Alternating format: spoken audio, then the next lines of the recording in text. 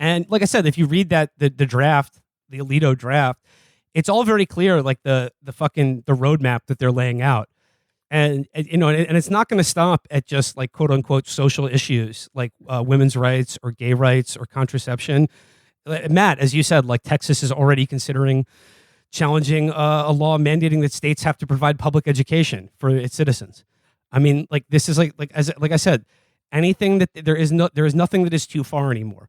There is nothing that you can take for granted about what you thought was like established law or culture in this country.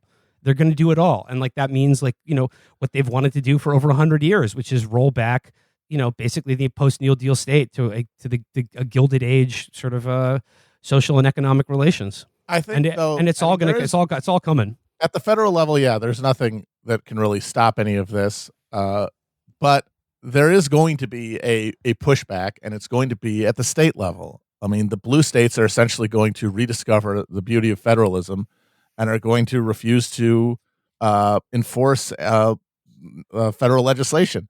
And I don't think that's going to lead to a civil war. I think it's going to lead to a de facto situation where we've returned to sort of the pre-Civil War concept of states as like relatively autonomous in terms of the legal regime within them, and then like interstate commerce and the supply chain and all that stuff will be managed essentially algorithmically as it already is, and taken out of politics, and that politics will return entirely to the states, and people will be able to vote with their feet if they can afford to. And if they can't, then they're stuck under whichever regime they happen to have been born into. Right. Yeah, I mean, like the true holders of consequence here, both for Roe v. Wade, for anything that is coming for this entire situation, is, as always, it's going to be the poorest people, the people who already cannot afford to move. I mean, any restriction of abortion, it hurts poor women the most in every way. They're the ones going to prison for having miscarriages. They're the ones who will be forced to die during childbirth. And in the coming reality, the coming American divorce, they will be the ones who will, live and die in the free state of Texas or the kingdom of Missouri. I mean, I like obviously like states like New York and California will be upholding the right to an abortion, and I would expect them not to respect the wishes of a state like Missouri or Texas. But I mean, how much like how long is that going to go on before they just do a federal abortion ban? Like, I mean, like I said, like, do you think the right is going to be? Do you think the conservative legal movement and the conservative political movement? You think they're going to be happy with two of America's biggest states thumbing their nose at or like refusing to prosecute people who crossed into their border to obtain Plan B or order it from those states or obtain an abortion in those states? Like I said, yeah. Like for now, you can order abortion pills like that are made in India. They're licensed by a company in Europe. They're sent through the U.S. Postal Service, and they have no way of enforcing like a ban on abortion pills currently if it's sent through the USPS. How long do you expect that to stay over the next like 10, 20 years? Because I don't really know. It's part of the looming crisis, but I don't really know. Like I said, whether it is in 5 or 20 years, it's hard to say.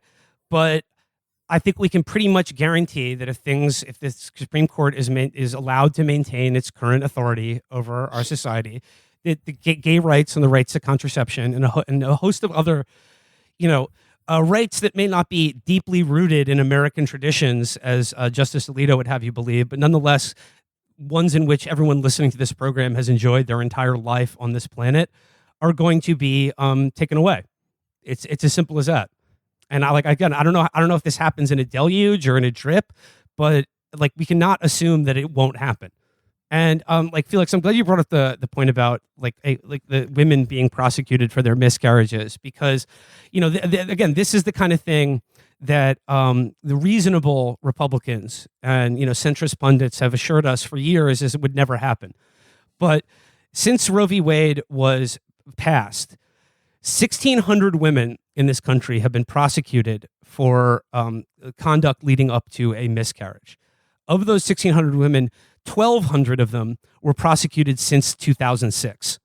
And I'm just looking right now at several examples from just the last year or two of women who are being charged and convicted of manslaughter for having a miscarriage.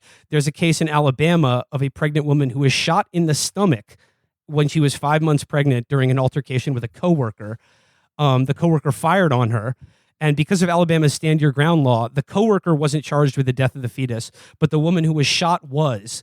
The state ultimately dropped these charges, but this was after significant political backlash. It was a sort of public outcry over it. There is in Missouri, there's the case of a woman named Brittany Pula, who is a 21-year-old Comanche woman from Oklahoma who was arrested and convicted of manslaughter for the death of her 17-week-old fetus. And the cause of death was attributed to speculation that she was a drug user. And if you don't think that, if you like I said, and now in Texas with vigilantes being empowered to collect bounties on women who seek abortions out of state, now under this legal regime, every miscarriage or every problem with a pregnancy will be cause for a homicide or manslaughter investigation. And this will always be enshrined in the platforms of the American right in this country. There can never be a compromise on this issue. There is no room for any fucking compromise on this issue, because it is a way to use the law to punish and rape women. Whether you are physically doing that or doing that through the law, doing it through the statutes of this country, it is a way for men to violate women, and it is never going to go away from the American right. It is always going to be a facet, and there is no grand deal you can strike on any of this. It will always tilt towards this.